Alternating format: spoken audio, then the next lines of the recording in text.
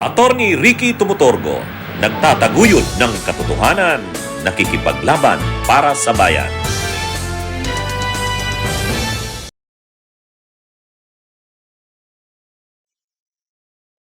Mga kabunyog, mga kababayan, magandang araw po sa inyong lahat. Welcome po sa isa namang episode ng ating talakayan dito po sa aking pinakabagong segment, ang Take Ko, ni Attorney Ricky Tumutor.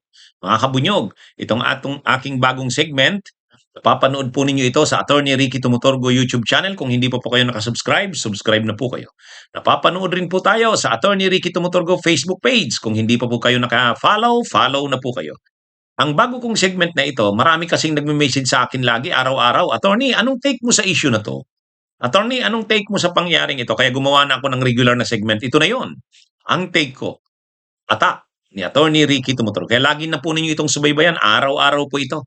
Ha? Mga kabunyo. Ito, nagreklamo na naman si Sara. Nagreklamo na naman si Sara sa COA. Hmm? Sa Commission on Audit, wala daw due process. Ay, ano ba ito? Ang sinasabi, mga kabunyog, tungkol ito dun sa huling naging desisyon. Ay, di ba final na kasi yung desisyon ng COA, mga kabunyog, tungkol dun sa Notice of Disallowance, NOD, Notice of Disallowance. Ngayon, sabi ni Sara Duterte, mukhang ano pa sila, hindi pa rin kumbinsido sa desisyon ng COA. Nauna na kasing naglibinigyan sila ng COA ng NOD o Notice of Disallowance. Saan ito? Di ba yung controversial na 125 million na confidential funds noong 2022 na inubos niya 11 days lang? Tapos nung nag-submit ng liquidations, mga gawa-gawang pangalan ng tao, imbento lang, o mga Mary Grace Piatos, Oishi. Tapos nung tiningnan yung mga liquidations, ang nakaperma, mga may sample na present yung NBI, 36 na na liquidation, iisa lang na 7 tao lang ang sumulat. O doon, kaya kitang-kita naman doon na dinukturan yung mga ginastos na yon, hindi totoo yun. Irregular yung pagkakagastos. Hindi totoo. Kaya binigyan ngayon si Sara Duterte ng Notice of Disallowance. Ibig sabihin, disallowed. Yung paggastos mo na yon, hindi allowed ng COA. Disallowed. 73 million out of 125 million ang disallowed. Ngayon nag-appeal sila. Nag-appeal sa COA pa rin. Yun yung pinagyayabang ng mga DDS eh. Sabi ng mga DDS, bakit nyo sinasabi na na guilty na kaagad ang si Sara daw? Ay mayroon pa namang appeal sa COA, hindi pa naman nagsabi ang COA na final. Bigla sa hearing nung April 14, nandun yung COA official, sinabi niya mismong, hindi, final na sa COA. Final na sa side ng COA. Denied yung appeal. Yung appeal ni Sara na wag na i-review yung disallowance, hindi pinagbigyan ng COA. Sabi ng COA, walang mali sa desisyon ng Notice of Disallowance. Final na yun. Ngayon, hindi pa rin. Mukhang lalapit pa sa Korte Suprema itong sila Sara Duterte. Wala daw due process. Paano mong masasabing walang due process? Ang dami-dami na ngang due process na pinagdaanan yan. Itong sila Sara Duterte, lagi na lang ang issue due process. Parang hindi pinagbigyan ng parang hindi pinagbigyan ng hindi idinaan sa tamang proseso. Sus naman, ang prosesong pinagdaanan tungkol dito sa COA na ito, grabe. Sa totoo lang, sa sobrang due process nga, hindi naman pinapaalam ng COA yung desisyon nito. Doon na nga lang nalaman sa hearing noong April 14. Ganun ka fair ang COA. Hindi muna nila in-announce. Kasi baka ma-issuehan pa sila na ito, Sara Duterte says COA denied her due process. Kita nyo?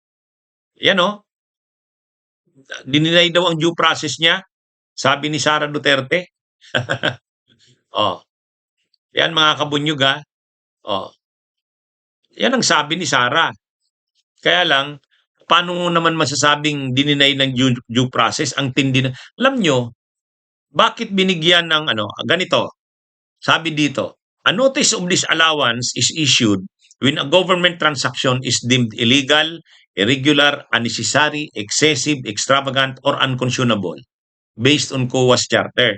The disallowance notice covers confidential expenses incurred by the OVP from December 21 to 31, 2022, including 69.78 million for rewards and 3.5 million for the purchase of tables, chairs, desktop computers, and printers.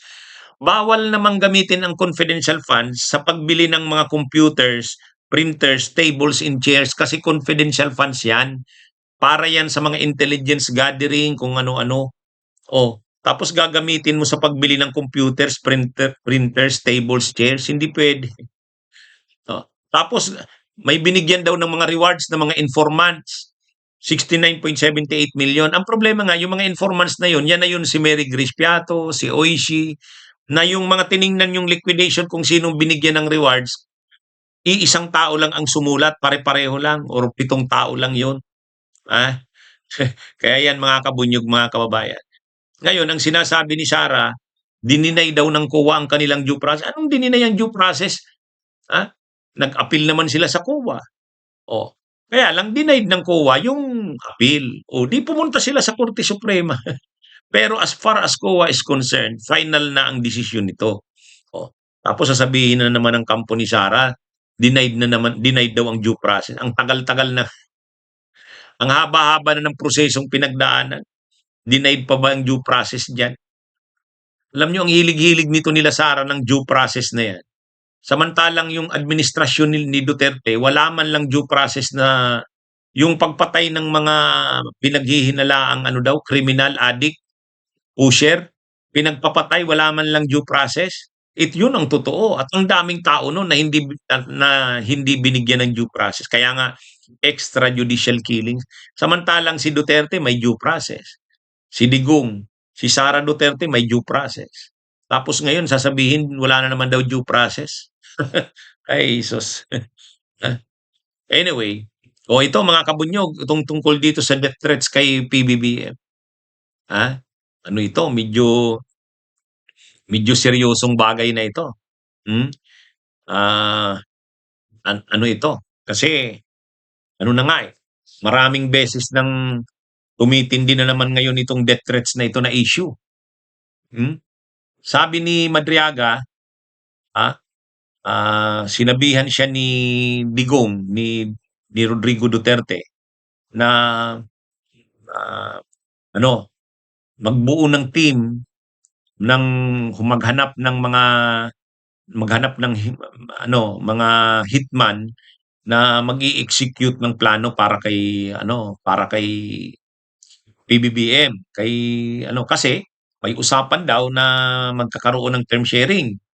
Tapos hindi naman sinunod. Pag hindi sinunod yung usapan, gawa ng paraan matanggal sa pwesto si Pangulong Marcos, si PBBM.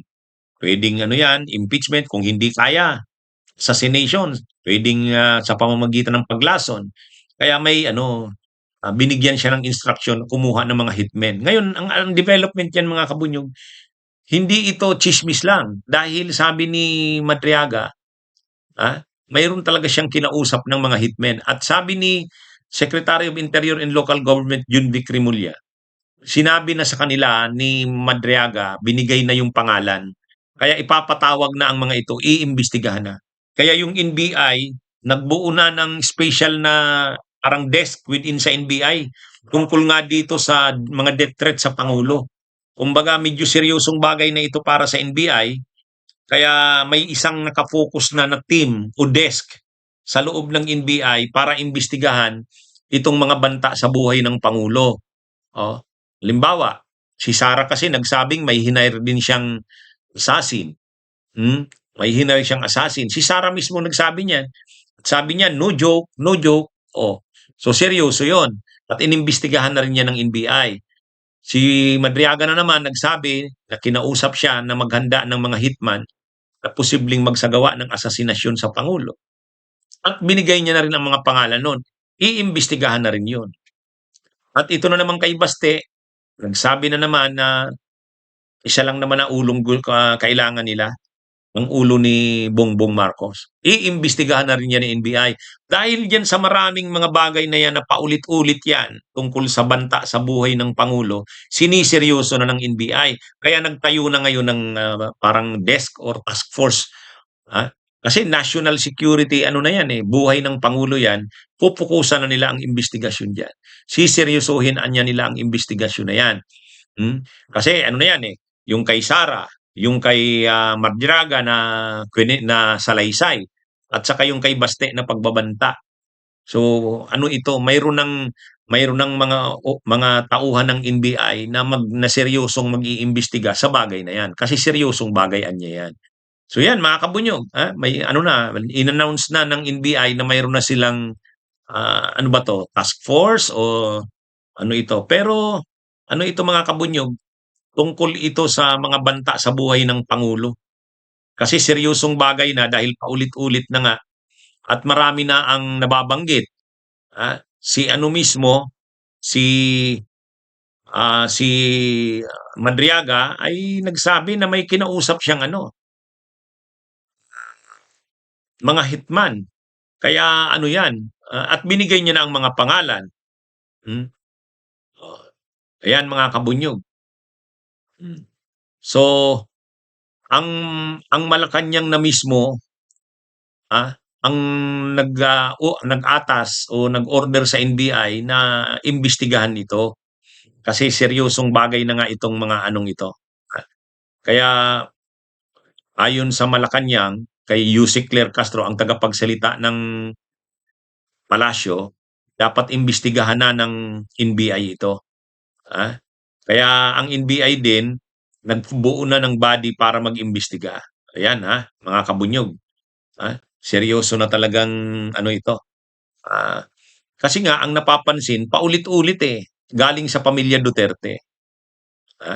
Si Sara, si Baste, at ayon dito kay Madriaga, si Digong mismo may order sa kanya.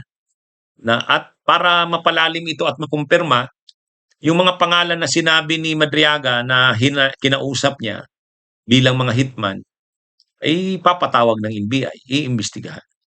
Ayan mga kabunyog. Abangan natin kung anong mangyayari dito. Parang kasing talagang desperado na ang kampo ng mga Duterte, ng mga DDS na mamatay o mapatay si Pangulong Marcos Yun na lang yata ang nakikita nilang paraan na makaupo si Sara. Kahit yung mga vloggers, mga gusto nila na patay na si sa sakit, malala na ang sakit. O ito naman mga assassination naman. Kaya parang seryosong-seryoso ang mga Duterte ang mga supporters ng Duterte, ang mga pamilya Duterte mismo. Kaya sabi ng NBI, imbestigahan na yan. Hindi na yan simpleng bagay. Ito mga kabunyog, hindi natin 'to napag-usapan itong nakaraang mga araw pero medyo natabunan kasi ng ibang issue. Pero ano ito ano ito mga kabunyog, yung tungkol kay Gloria Arroyo, kay GMA, ay 'di ba lumabas na dahil nga hindi umubra yung TRO, hindi naman naglabas ng TRO ang Korte Suprema dito sa pagdinig ng Justice Committee ng Kamara tungkol sa impeachment ni Sara, so hindi mapipigilan ng Korte Suprema ang impeachment, may plan B kanya. At ang plan B ay si Gloria. Si Gloria ipalit kay Buji D. Kasi pag speaker na si Gloria, hindi na matutuloy ang impeachment na yan sa Kamara para kay Sara. So, kaya lang dininay naman niya ni Gloria Arroyo. Sabi ni Gloria Arroyo, hindi totoo yan. Walang plano na palitan si Buji D kasi siya daw, suportado niya si Buji D. Pero, bagamat dininay ni Gloria yan, may mga meetings, may mga pictures. To sa Billionaire News Channel to. May picture ng meeting ni Sara ay ni Gloria Arroyo kay Topacio. Yan kita nyo nabibilugan si Topacio diyan sa picture. Nakipag-meeting si Topacio at ang iba mga vloggers ng Duterte, pro-Duterte vloggers, iba pang pro Duterte nakipag-meeting kay Gloria. Birthday yata ni Gloria yan.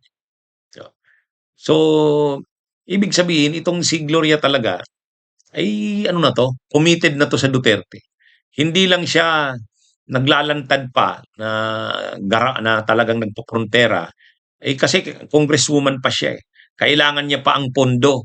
Oh, ano pa, ang eleksyon 2028 pa. O sa next year 2027, kailangan niya pa ng pondo. Oh, 'pag lumaban na siya sa Marcos, sa administrasyon, ah, hindi na siyang bibigyan ng malaking pondo sa Kongreso. Kaya ano pa siya, nakikipaglaro pa siya. Pero makikita mo na unang-una ang mga tao niya, sila Mike Defensor, sila dating General Esperon, nandiyan ngayon. Yung binuong Rage Coalition, yung Pro Duterte Coalition nung isang araw na binuo doon sa Club Filipino. Mga tao ni Gloria yon. Sila Esperon, sila Lambino, si Mike Defensor, mga tao ni Gloria yon. Kaya kahit nagdi-deny si Gloria na Arroyo na hindi siya involved sa mga ganyan, mahirap paniwalaan yan.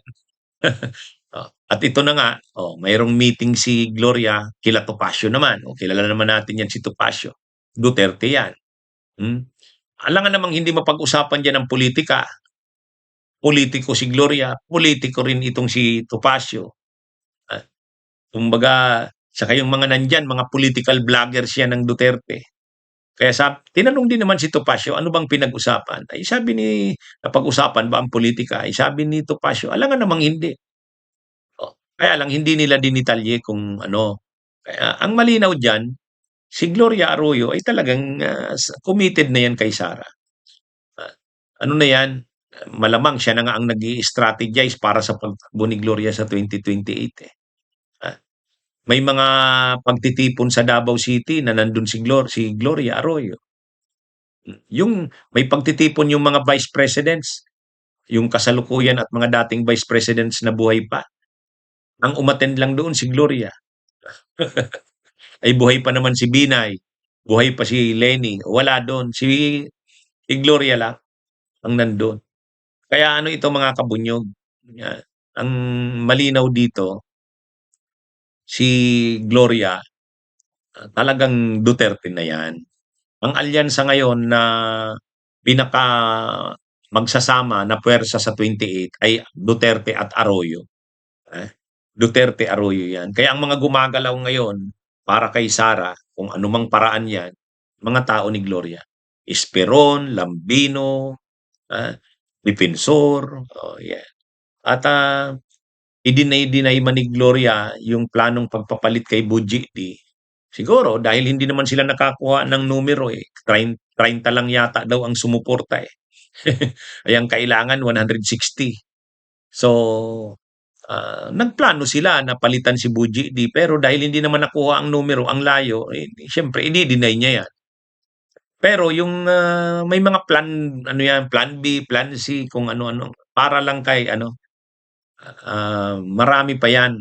Itong mga meetings na ito, na tulad niyan, nakita natin, nakipag-meeting kila Topacio at sa mga pro Duterte na vloggers at ano, si Gloria siya ang mismong ano dun sa meeting. Eh, ibig sabihin niyan, aktibo ang role ni Gloria sa grupo ng Duterte. Sila talaga, Arroyo Duterte na alliance yan. Kaya lang hindi muna siya nagpoprontera. Pero aktibo na ang role niya.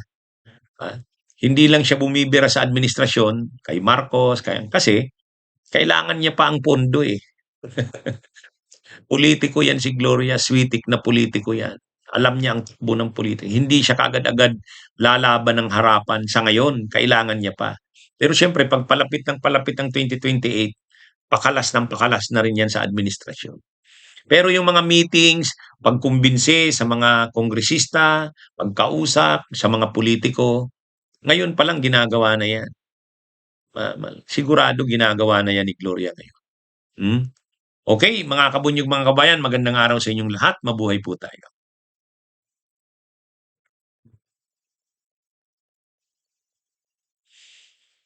Bunyog, bunyog, Halikan na kasama ka, Bunyog. Kapag buklod ay may pag-asa, Luzon, Visayas, Mindanao, isa ang pananaw. Sa bagong Pilipinas ang bunyog isisigaw. Bunyog, bunyog.